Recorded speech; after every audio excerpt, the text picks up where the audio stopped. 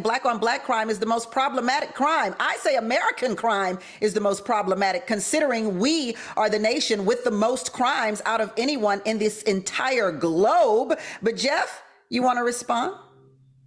Well, so I want to go with John. Let me just preface this. I hope you don't feel like I'm picking on you, because if you do, the next 45 minutes are going to be long. Joseph, what Joseph was talking about earlier. Listen, let me tell you, Jeff, John is here for it. Okay.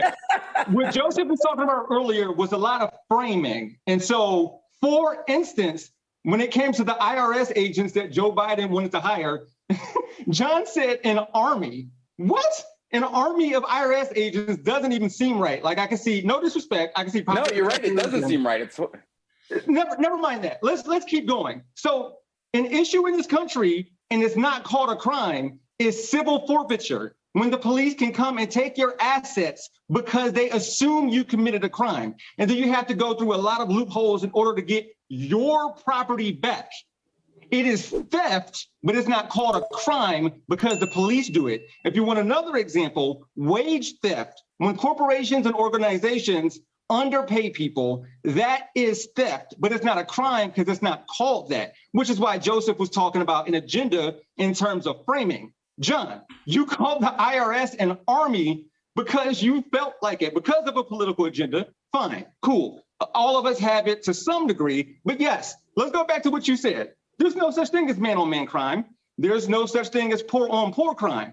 Now, the largest demographic in this country when it comes to suicide is middle-aged white males. Do they call it, like, I don't know, white plight? No. When the opioid epidemic hit white communities, what do they call it? They called it a public health crisis. It's framing. It's framing. You know what they're doing when it comes to black on black crime. You know what they're doing, so I don't know why you're not saying it. So I just want to quickly go back to the army comment. When you get an armed IRS agent showing at your house because you might have made a mistake on your taxes, I think that's like slight hyperbole, but it's not the most ridiculous comparison to say that they are, and the sheer numbers, I mean, it's ridiculous. And that doesn't affect white people only. I mean, that's going to affect anyone who maybe made a mistake when filing their taxes. But of course, framing, I'm not going to deny that framing is a thing and that things are framed differently. But I actually agree with you on the civil asset forfeiture. When it comes to, what was the other one you brought up? I think it was wage theft. Wage theft. That's contractual stuff. When you sign a contract, you sign the contract that says, I'm willing to be paid this amount. And then the employer agrees to that and says, okay, well, we're giving you this amount. You can't go back and say, well, you know, now I think that I deserve more and you're stealing from me. I think that's a huge stretch to say that that's theft. I understand in the poetic sense, maybe in kind of the esoteric sense, okay, maybe you can call it theft because they're making a lot of money, I guess, is the prospective business owners are making a lot of money. But you can't call an employer who pays the employee the agreed upon amount a thief.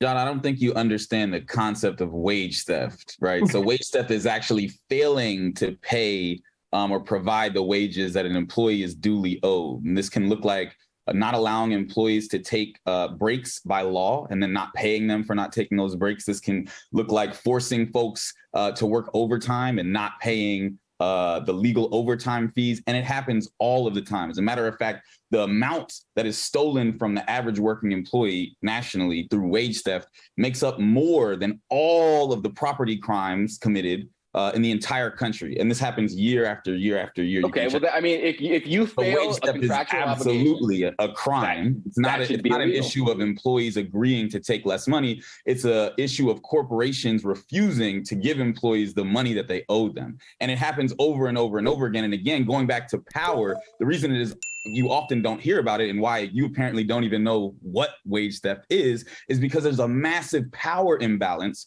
from a minimum wage employee versus a major corporation, right? And so we don't often hear about those things and are not labeled as crimes, right? Because minimum wage employees don't make political and campaign contributions, but massive corporations do. So wage theft is a real thing. It is a crime, and it has nothing to do with what your contention around employees agreeing or entering into a contract. It is a real issue that we see, especially for low income folks, especially for Black folks across the country. So again, this issue of framing, this issue of how do we categorize and what do we categorize as crime, that wage theft literally steals more money from people. The framing is quite interesting here. So in the country.